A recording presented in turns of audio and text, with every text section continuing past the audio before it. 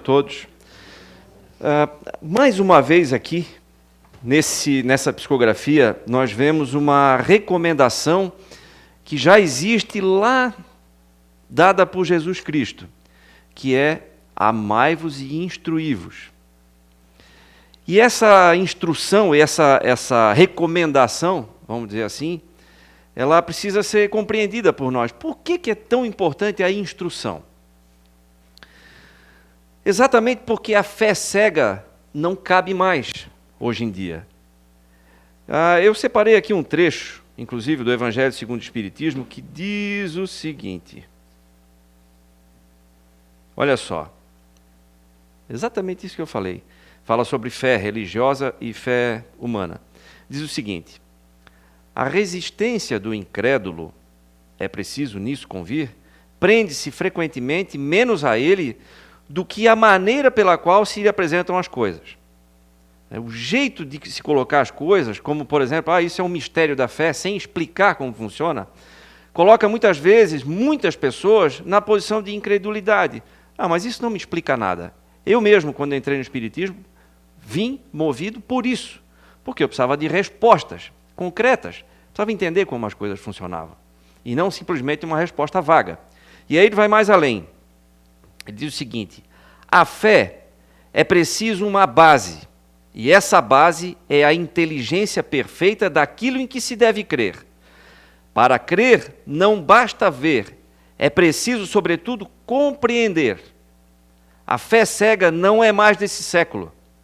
Ora, é precisamente o dogma da fé cega que faz hoje o maior número de incrédulos. Interessante, né? Por quê? Quer se impor e exige a abdicação de uma das mais preciosas prerrogativas do homem, o raciocínio e o livre-arbítrio. A fé cega que se promove em muitas religiões, e por uma questão até de tradição, né, de muito antiga, é essa que diz o seguinte: acredite e nada mais. É assim porque sempre foi e sempre será. Não é assim? Que se fala em muitas religiões, mas e aí, não falta nada? É exatamente isso, eles chamam a atenção aqui, os espíritos chamam a atenção aqui, é exatamente isso que criou e continua criando um número enorme de pessoas que não creem em Deus, por exemplo. Deus é uma coisa tão vaga. Como é que funciona? Magnetismo. Nossa, João. Ainda semana passada, na palestra aqui da Gisela, ela falou em fluidoterapia e como isso influencia a nossa vida. Eu quero mostrar para vocês um vídeo, ajudando até, contribuindo ou continuando um pedacinho da palestra que a Gisela falou semana passada. Não sei se vocês lembram de um teste, daqui a pouquinho entra aí, né? De um teste de um pesquisador japonês que fez com a água. Então, ele colocava pessoas a depositar determinados tipos de pensamento e sentimento em frascos diferentes de água, e esses sentimentos e pensamentos promoviam figuras, se formavam cristais, conforme a natureza daquele sentimento impregnado na água. E aí, esse estudo foi divulgado aos montes, mundo afora, e foi realmente algo que até chocou, né? Porque se falava muito do magnetismo, o próprio Espiritismo fala do magnetismo, mas ninguém tinha visto assim tão claramente, tão absurdamente concreto, como que isso funciona. E se nós formos aqui fazer apenas acho que tem que deixar um pouquinho, né? Se nós formos lembrar, vamos lá voltar para a aula de química, então nós também já falamos isso. Todo mundo lembra que o hidrogênio, né, está lá na tabela periódica, né? Hidrogênio. O hidrogênio é o elemento mais abundante no universo. Hidrogênio. Todos nós temos na nossa composição do nosso corpo físico, a grande maioria é composto de água. Mais de 70%, se eu não me engano. Água. A água é formada por 2 moléculas de hidrogênio e uma de oxigênio, certo? Ou seja, nós temos muito hidrogênio em nós. Muito mesmo. E o detalhe é o seguinte, o hidrogênio ele é o elemento mais influenciável, eletromagneticamente falando. Ora, se já se sabe hoje, comprovadamente, que pensar produz energia, sentir produz energia,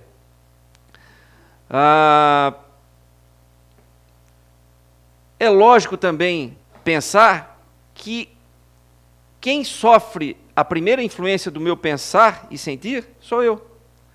Porque eu sou muito hidrogênio. Eu sou abundante, eu tenho muito desse elemento químico altamente vulnerável, influenciável, eletromagneticamente falando. Certo? Tem lógica? Dá para entender agora, por exemplo, o poder do abraço. Nossa, o abraço faz milagres. Já vou chegar lá. O abraço faz milagres, muda o estado de espírito de uma pessoa. Tem gente que faz campanha para distribuir abraços grátis. Teve um australiano que fez isso, fez uma campanha que foi um sucesso mundial. Vários grupos, era free hugs, abraço, ficava lá no meio de uma praça ou de um lugar super movimentado com uma placa dizendo abraços grátis. E as pessoas vinham então e davam um abraço. E as pessoas saíam dali sorrindo e tal, realmente transformava. Mas é importante a gente entender o porquê disso. É só uma questão emocional? Não. Tem física aí envolvida, tem química, tem magnetismo envolvido. Imaginem eu estando bem, estando feliz, alegre, querendo distribuir coisas boas. Eu chego perto ao ponto de abraçar alguém, eu me misturo com o campo eletromagnético daquela pessoa e transformo se eu estou melhor do que ela. Certo? Sempre na natureza, quem tem mais doa para quem tem menos. Tudo, dos elementos químicos a quem está psicologicamente melhor. Do mais para o menos, é sempre assim, do mais para o menos. A água, do mais alto para o mais baixo, sempre. Isso é natural. Então imaginem, dá para entender agora como é que essa influência ela se dá? Né? Não é algo místico. E é importante que a gente compreenda essas coisas, porque aí a nossa fé vai ficando mais robusta, porque eu entendi o mecanismo que fez chegar até lá. Olha aqui, desculpem que está em inglês, mas eu vou lendo aqui para vocês. Tá? Isso aqui foi um dos testes do professor Emoto, aquele japonês que eu falei, que ele fez com crianças. E as crianças um pouquinho desconfiadas, ele botou as crianças ao redor de uma mesa, pôs uma água da torneira, isso lá em Tóquio, e foi acompanhando com um microscópio potente, para ver a forma da água. Parece até aquele filme, A Forma da Água. Não é o filme, tá, gente? E aí, vocês vão observar ali, é muito curtinho, 1 minutinho, a transformação que se dá. E a recomendação do estudioso é a seguinte: pensem em gratidão, sintam gratidão, dirigido para aquele centro ali, para aquela água. Tá? Então, olha aqui. In this experiment, Dr. Emoto's researchers used a glass of Tokyo tap water, which copo de água da torneira, and performed a test. Parecia incapaz de formar cristais. Placed the glass in the center of their circle and sent gratitude to the water. Todos enviando gratidão, Studying the sentindo water gratidão. under the microscope, they started to see a crystal formation. Isso é o que está começando a se formar na água. E a água não tinha formato de cristal algum, era completamente disforme. Increased magnification showed the symmetry of the crystal, revealing how the tap water was transformed by the gratitude sent by the group. O cristal continuou a crescer, expressando a energia recebida. A água da torneira de Tóquio finalmente produziu um lindo cristal, uma forma bastante simétrica, certo? It was interesting to see children so completely astonished after they witnessed the difference in Tokyo tap water before and after they sent the prayer. Aqui ele fala que foi interessante observar a reação das crianças, porque elas estavam um pouco desconfiadas no início, tal, e depois ficaram assustadas até com o que aconteceu com a água. Elas não faziam ideia de que isso realmente podia acontecer. Isso é apenas um pequeno exemplo, tá, gente? Um outro trecho aqui, é só uma linha que eu vou destacar aqui para vocês, que diz o seguinte, também no Evangelho segundo o Espiritismo, fala o seguinte, onde fala a fé divina e a fé humana, a fé é o sentimento inato no homem de sua destinação futura. É a consequência que tem das faculdades imensas, cujo germe foi depositado nele. Aquilo que o Kairbar Schutel falou ali. Todos têm, embora não desenvolvam, muitas vezes, por não saber, muitas vezes por não querer, por não depositar vontade.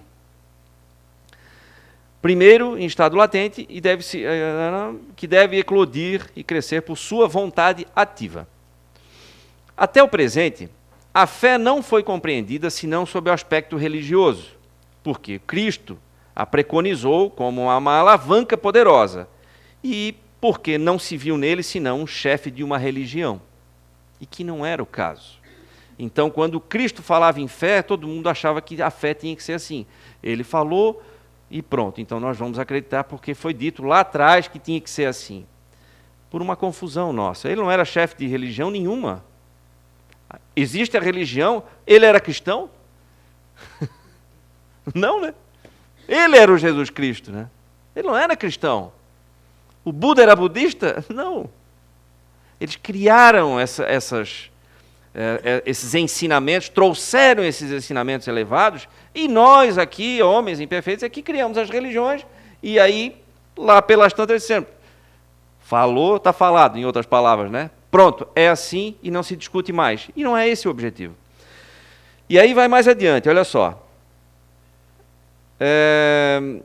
Mas o Cristo, que realizou milagres verdadeiros, mostrou por esses mesmos milagres o que pode o homem quando tem fé. Quer dizer, a vontade de querer e a certeza de que essa vontade pode receber seu cumprimento.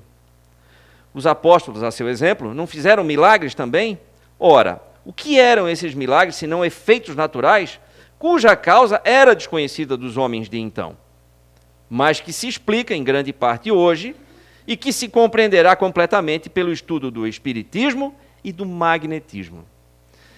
Então está aí novamente o espiritismo e magnetismo tentando mostrar como funcionam as coisas, para que a gente possa ter atitudes diferentes, para que a nossa fé não seja uma fé cega, seja uma fé raciocinada. A partir do momento que eu raciocino, que eu entendo as coisas, cuida porque eu posso te atropelar, aqui tem uma aranhazinha. Vai lá. A partir do momento que eu compreendo como as coisas funcionam, eu posso adotar estratégias diferentes. Um exemplo. Câncer. A doença. Câncer. Em 1935 ou 31, se eu não me engano, já um médico judeu-alemão descobriu a causa do câncer. Lá atrás, ele foi Nobel de Medicina, o Dr. Otto Heinrich Warburg, foi prêmio Nobel de Medicina por 2 vezes. Numa ele recebeu, na outra ele foi impedido de receber pelo Hitler na época da Segunda Guerra Mundial. Porém, mais 3 médicos da equipe dele receberam, posteriormente, o prêmio Nobel de Medicina por causa desse estudo, que dizia, entre outras coisas, que a causa primária do câncer está na falta de oxigênio das células, que é causada pela acidez. Nosso corpo funciona ligeiramente alcalino. Lembra da escola, tabela do pH? Vai medir o pH, a tabela vai de 0 a 14. No 7 é pH neutro. Acima do 7 é alcalino, abaixo do 7 é ácido. Para a gente ter um exemplo bem prático, um refrigerante, não preciso dizer o nome, mas o rótulo é vermelho, assim, tem umas letrinhas assim meio corridas, tem o pH de 1,8, o comum, tá? Não o diet, tá, gente? 1,8, extremamente ácido. Nosso corpo funciona com 7,3, 7,4, um pouquinho alcalino. Quando eu tomo um copo desse refrigerante, para eu poder compensar e trazer o meu sangue, o meu organismo para alcalino de novo, eu preciso tomar 32 copos de água com pH acima de 7 para poder compensar isso. E o que o Dr. Otto e a sua equipe descobriu foi o seguinte: quando eu trabalho num ambiente ácido, eu crio o ambiente propício para o desenvolvimento do câncer. Por quê? E ele explicava por quê. Porque sempre que se está alcalino, se está oxigenado, célula de câncer não vive com oxigênio, ela vive sem. Tirou o oxigênio da célula, ela pode inclusive se transformar em célula cancerígena. Qual é o alimento da célula cancerígena? É glicose. Não precisa de oxigênio. E esse estudo foi engavetado por um erro político, né? Confundiu-se o Dr. Otto e a sua equipe, justamente por ele ser judeu. Confundiu-se ele com um colaborador do regime nazista e, na verdade, ele apenas foi poupado da morte por causa desse trabalho, já que o Hitler tinha perdido a mãe com câncer. Então, ele tinha um medo que se pelava do câncer. E hoje, a medicina moderna começou a usar o estudo do Dr. Otto, lá de trás, de 1931, a partir de 2007. Agora, 12 anos. Tá? E ainda assim não é amplamente divulgado. Mas já se sabe isso que eu falei aqui agora. Já se sabe, muito embora não se use. Mas já se sabe, então, que o câncer tem 3 principais gatilhos e também se sabe que não é a genética que comanda tudo. Tem aí pesquisadores americanos, como a gente tem, inclusive, citados em livros nossos aqui, Dr. Bruce Lipton, que diz no livro dele, A Biologia da Crença, ele comprova que não é mais a genética que determina o aparecimento das nossas doenças, e sim o nosso estilo de vida. Ou seja, a genética é responsável por menos de 20% do aparecimento das doenças. Significa dizer que, embora eu tenha isso programado no meu DNA, eu vou disparar um gatilho para que isso se desenvolva conforme o meu estilo de vida. Ou não. Ou, agora para o lado positivo, mesmo que esteja lá, eu posso nunca desenvolver, porque eu levo um estilo de vida que impede que aquilo se desenvolva. Então, são basicamente 3 pontos ali, só para terminar no caso do câncer, né? Conflito emocional, intoxicação, no caso por drogas ou agrotóxico, ou seja lá o que for, e desnutrição, ou seja, alimentação ruim. O nosso estilo de hoje, alimentos ultraprocessados. Alimentos ultraprocessados são extremamente ácidos. Está vendo? Então, tudo que a gente come que é de ultraprocessado entra no nosso organismo e acidifica. E aí nós vamos, então, criando esse ambiente. Existem, inclusive, algumas psicografias do Dr. Otto, aqui também, em obras aqui da casa. Nós recebemos, que eu me lembro, que pelo menos 2 em Fore Blues. Fore Blue é o Fórum Espírita, que acontece em Blumenau todo mês de setembro. Desse pesquisador, olha que interessante. E foi aí que nós fomos descobrir quem era e esse trabalho todo acerca do câncer. Portanto, meus amigos, se eu agora tenho essa informação, e eu, tendo algum histórico na minha família de câncer, basta simplesmente eu fazer a minha oração e pedir a Deus que me dê saúde? A partir de agora, no mínimo eu vou me interessar mais pelo assunto, né? E aí eu vou saber assim, não adianta só pedir pela saúde, eu posso fazer pela minha saúde também. E assim acontece em tudo na vida. Eu usei isso. É um exemplo forte, eu sei. Mas para dizer que em tudo na vida é assim. Não é simplesmente pedir, tem que tomar cuidado com o pensamento positivo. Sabia disso? Não. Mas como, Júnior? Tem que pensar positivo? Então tá, vamos lá. Outro dia eu estava indo para resolver um assunto bastante sério, já vinha de muito tempo e tal, e alguém me disse assim, vai dar tudo certo. Eu disse, eu tenho certeza que vai, pensei, não falei nada, né? Mas na hora me veio assim, as pessoas falam isso simplesmente da boca para fora, e isso não serve para quase nada. Quando as pessoas dizem assim, tem que ter pensamento positivo, eu vou mais além. Tem que ter sentimento positivo. O que é isso? É criar a imagem. Esse é o poder criador para que as coisas se realizem.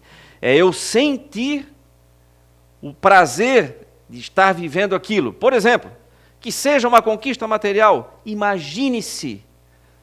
Supondo que a conquista seja a minha casa própria. Imagine-se dentro dessa casa própria, cozinhando para os amigos, assistindo televisão, não importa, mas sentindo a satisfação de estar ali dentro. E isso sim produz um efeito magnético importantíssimo. E é isso que cria. Então, por isso que eu digo, tomem cuidado com o pensamento positivo, porque ele pode ficar só da boca para fora. E é melhor que nem fale. Nem fale isso. Tem que procurar sentir. É um mergulho mesmo e é uma questão de prática.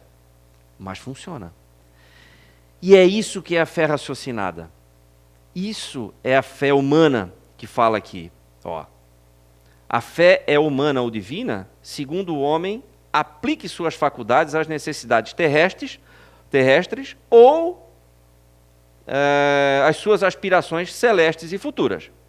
O homem de gênio, que persegue a realização de alguma grande empresa, triunfa se tem fé, porque sente em si que pode e deve alcançar.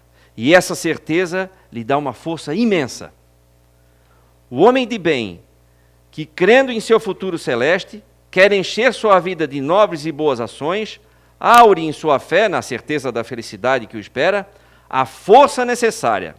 E aí se cumprem milagres de caridade, de devotamento, de abnegação. Enfim, com a fé não existem mais tendências que não se possam vencer. E a partir do momento que a gente entende como funciona, é diferente o negócio. Tem um amigo nosso que diz o seguinte: eu não acredito, eu sei. O que ele quer dizer com isso? Saber que é assim. Por exemplo, eu não acredito na vida após a morte. Eu sei que há vida após a morte. Já é um passo além. Pelas evidências todas que a gente já viu aqui, não cabe mais a dúvida. Mas por quê? Porque nós vimos inúmeras evidências, de livros a psicografias, a mensagens psicofônicas, tudo. Tudo com muita lógica, com muita ligação, com muitos detalhes. Então não cabe mais ali a dúvida. Então, por isso, a gente sabe que a vida após a morte existe. A gente sabe que a comunicação existe. A gente sabe que eles estão no plano espiritual também se comunicando, tentando se comunicar conosco. A gente sabe que nós temos um anjo guardião. Por quê? Porque a gente apagou para ver. Em momentos difíceis da nossa vida, que nós tivemos que fazer oração, mas pedindo fervorosamente, e as coisas acontecem, nos provaram que é possível. Uma coisa que eu disse aqui algumas vezes, eu lembro, né? Que é, eu preciso encher meu interior da intenção boa, porque isso vai me ligar a algo bom. E aí eu me lembrei de um exemplo que aconteceu comigo, há muitos anos atrás. Eu já contei isso aqui, mas eu vou aproveitar que serve como exemplo. Há muitos anos atrás, eu ouvi no rádio uma propaganda do Hemocentro de Santa Catarina pedindo doadores de medula. E eu escutei no rádio, e na hora me veio aquilo, puxa vida, nunca tinha ouvido propaganda de doadores de medula. E aí me deu um clique, já pensou? Eu vou lá me inscrever. Porque já pensou que se der certo, se eu sou compatível com alguém, e dá certo aí, mais ainda que eu acabo salvando uma vida? E toquei para Florianópolis, fui lá me inscrever no Hemocentro como doador de medula. E aí eu descobri que eu tinha uma doença crônica chamada hepatite C, a partir daquilo ali.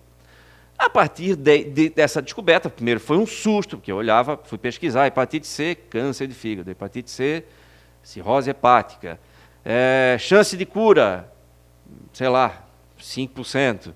Tratamento extremamente, como é que é? Agressivo. Nossa Senhora, só isso, né? E aí fui atrás e tal, fui ver como é que estava meu fígado, ele estava realmente caminhando para lá, para cirrose, né? Tem uma tabela que mostra aquilo e tal, fizeram biópsia e tal. Fiz um tratamento, não funcionou. E aí eu precisava entender a história do entender como as coisas funcionam. Eu fui estudar para ver como eu podia ajudar o meu fígado, enquanto eu ainda estava com a hepatite C, com o vírus da hepatite C. E fiz uma série de mudanças na minha vida. Tudo, de exercício físico a mudança alimentar, enfim. E ouvi vários especialistas, li bastante e botei a mão na massa. Uns 6 anos depois do primeiro tratamento, e um médico havia me dito, olha, daqui uns 5, 6 anos vai ter um tratamento novo que a chance aumenta muito. Me ligaram do SUS, e o SUS funciona, tá, gente? Eu não posso reclamar do SUS, funciona muito bem para mim. Me ligaram de lá, olha, tratamento novo chegou. Você precisa vir aqui pegar os medicamentos e tal para começar o tratamento. É curto, 3 meses e tal. 300 mil reais custava o tratamento, tá, gente? 300 mil reais, tudo de graça pelo SUS. Se fosse comprar, 300 mil reais.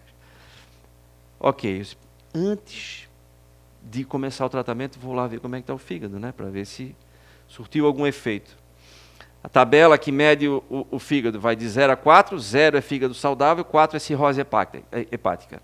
Né? Então já não tem mais muito o que fazer. Então é 0, 1, 2, no meio, 3, 4. Quando eu descobri, eu estava aqui no meio do caminho, caminhando para cá. Antes de fazer o tratamento, fiz o teste novo, estava aqui. Tinha voltado para o 0, estado de 0, fígado saudável, estando com hepatite C. Ou seja, aquela série de mudanças que eu fiz deram resultado.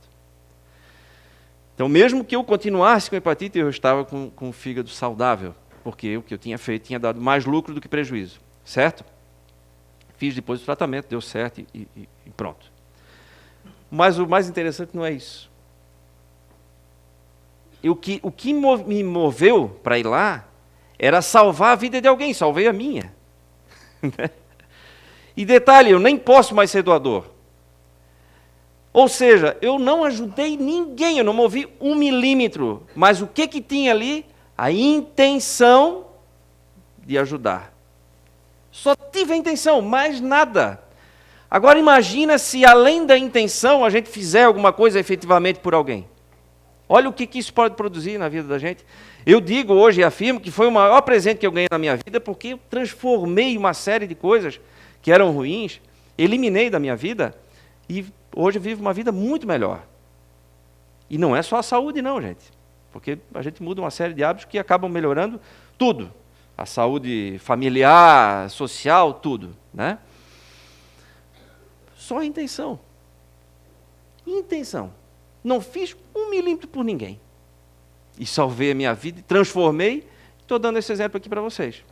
Tenho certeza que vocês vão usar isso aí. Só a intenção. Dá para entender agora por que isso funciona?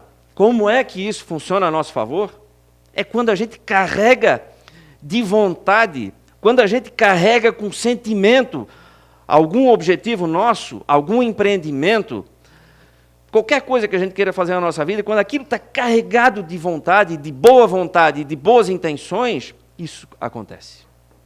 Agora, lógico, eu não posso querer que as coisas aconteçam no meu tempo. As coisas acontecem no tempo natural que tem que acontecer. O problema de eu querer que aconteça no meu tempo é que às vezes eu posso desanimar porque eu não vejo o resultado naquela hora, mas tem que ser persistente. Nós já falamos aqui, é a consistência que faz a diferença. Consistência, insistência. É isso que vai provocar o resultado. A única coisa que impede algo de acontecer na nossa vida, algo que eu queira muito, mas vai impedir de acontecer, é eu desistir. Desistiu, é certo que vai. Aquilo que estava quase se formando, vai voltar para trás.